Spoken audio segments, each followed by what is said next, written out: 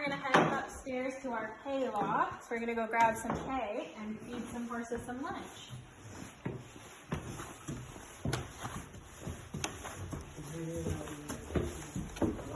Alright, so we're gonna come on in through here, and it's a little bit dark.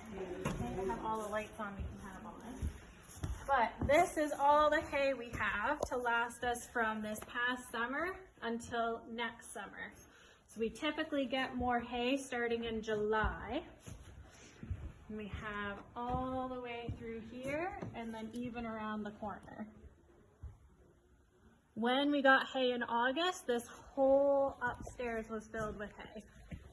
Oh, I thought the Kubota would be right here, but it's not. But yeah, so if you can picture this whole thing being filled with hay, that's how much we started with. We didn't even have room to stand here is how much we had. Then when we need to give hay to the horses when they're in the barn, we actually just have a handy hatch here where we can drop our bales down and then go carry them around to feed these.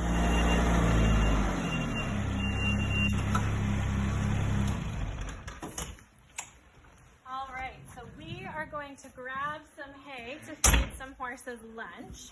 Gretel has already been out to do this, but I wanted you guys to see what it looks like. So typically when Gretel goes to feed lunch, she's gonna grab about 4 or 5 hay bales. And since she does this every day, she knows off by heart how much hay everyone gets. So we're gonna grab 1 bale. We're gonna toss it all the way in the back of the Kubota. So we are gonna go feed Abe. So I don't know if you remember from our feed board, but it says Abe gets 1 flake of hay for lunch. So we're gonna go give Abe 1 flake of hay. All right, we made it to Abe's paddock. And now he lives with Abe, Gavin, and George all live together. And they each get 1 flake of hay with their lunch. Since they already have their hay, I'm not gonna give them each 1 more, but if they didn't already have their lunch, Gretel would be giving each of them 1 flake. So we've cut the twine off our bale. And I always like to put my knife away in case I lose it. And then we're just gonna grab our 1 flake. And then Abe is right here in the middle.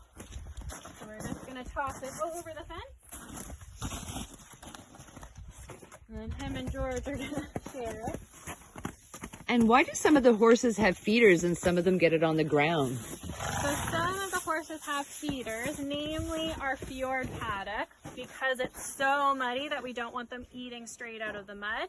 It gets it up off the ground, and it also has a slow feeder net in it. So because Princess and Taylor need the least amount of hay, but horses also need to eat basically 24/7, in order for them to eat the amount of food that they need and make it last all day, we put that slow net over it so they can't eat big mouthfuls all at once. So it makes the amount of hay that's appropriate for them last a little bit longer, so they don't feel like we're starving them. All right, and that's how we feed our horses hay.